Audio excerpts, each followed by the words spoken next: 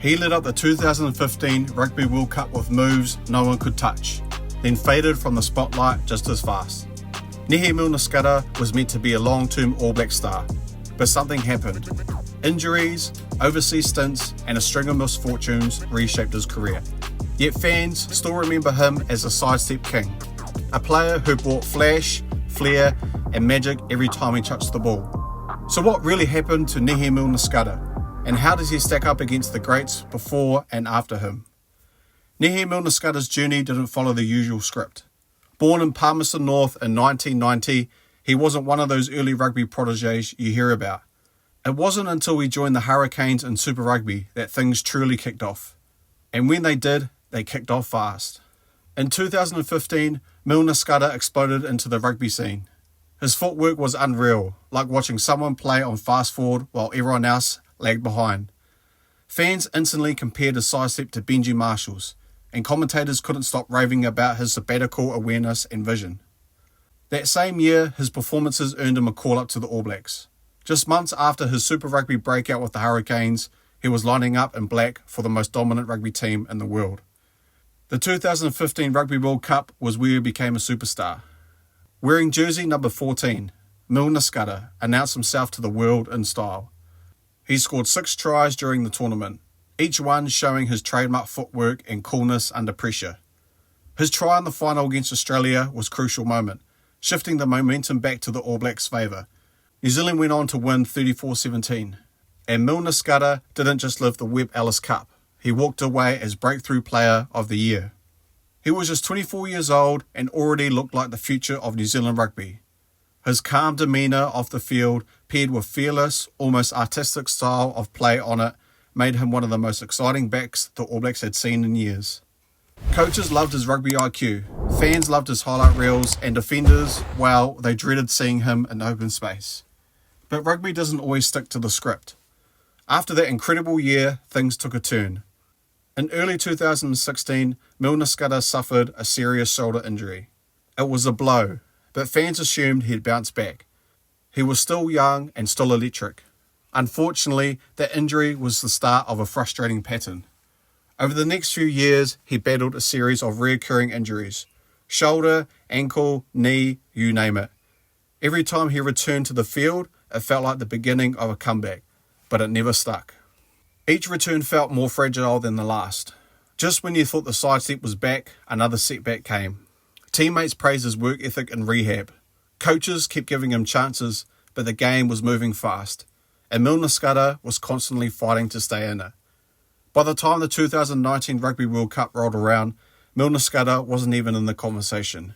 He was left out of the All Black squad entirely. At the same time, speculation around his fitness and long-term future was heating up. Some said his body simply couldn't handle the rigours of Test rugby.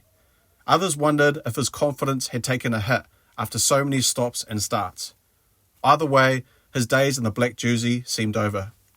That same year, he signed a lucrative contract with Toulon, one of France's top clubs. It was a bold move, his chance to reboot his career and cash in while he still had value. But the injury curse followed him overseas as well. He barely played a minute for Toulon. His time there was marred by more rehab, more setbacks, and eventually a quiet exit. It was a disappointing chapter, one that could have offered him a fresh start, but instead ended in silence. Still determined, Milner-Skudder returned to New Zealand in 2021, linking up with the Highlanders briefly and then rejoining the Hurricanes. He also had stints with Manawatu and Ngāti Pro East Coast in the NPC.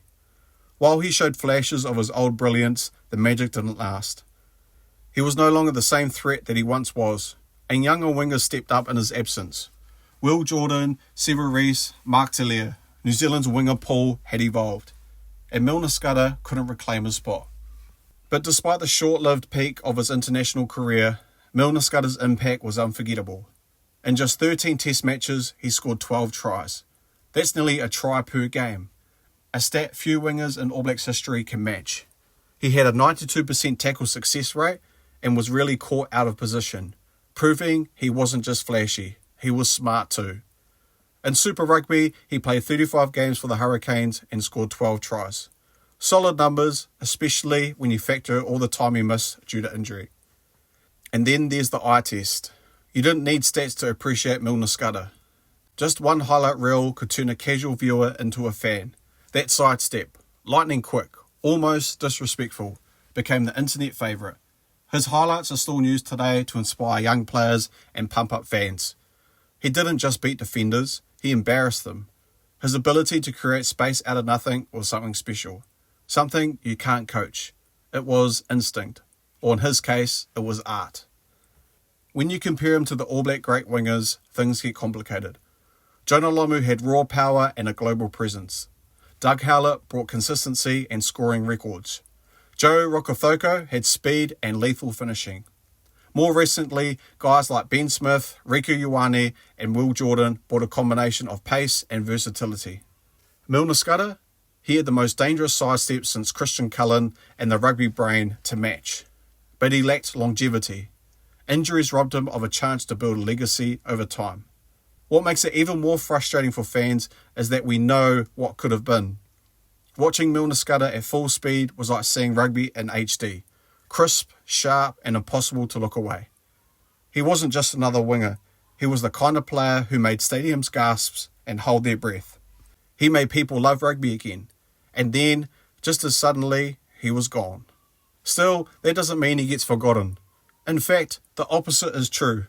Ask any Kiwi rugby fan to name the most exciting player of the 2015 Rugby World Cup, and Milner-Skudder is usually the first name that comes up. He's the kind of player who sparks the what-if conversations. What if he stayed healthy? What if he played in the 2019 World Cup? What if we'd seen him on the same field as Jordan and Clark at full speed? Even now, years after his last test match, Nehe Milner-Skudder's name still carries weight. That says something. It's a testament to how much impact he had on the field in such a short time. He didn't need 80 caps or record-breaking stats. He just needed one step, and defenders would be gone. His style was quite unique. His flair unforgettable, and in a sport known for its brutality, he added something different. Grace, rhythm, and flash. Off the field, Milner-Skudder was always grounded. Known for his humility and deep connection to his Māori roots, he often spoke about family, faith, and community. He wasn't just admired for what he did on the pitch, he was respected for who he was outside of it. In 2022, he joined the New Zealand Rugby Players Association as a representative, advocating for player welfare and post-career support. It's a role that fits him quite well. Quiet leadership, but big impact. Milner-Skudder's story is one of brilliance and heartbreak. He reached the very top, only to be pulled back down by circumstances outside of his control. But through it all, he never stopped chasing the game, never gave up. That alone makes a story worth telling. He may not go down as the greatest winger in All Blacks history, but he'll always be the one who made people sit up, smile and say, "Did you see that?" He didn't just play rugby, he danced through it. And even now, years later, defenders and fans still remember the sidestep that made him a legend. Thanks for watching this deep dive into Nehe Milner-Skudder's story. If this is something you liked, please don't forget to like, share and subscribe, and I'll see you next time. Peace!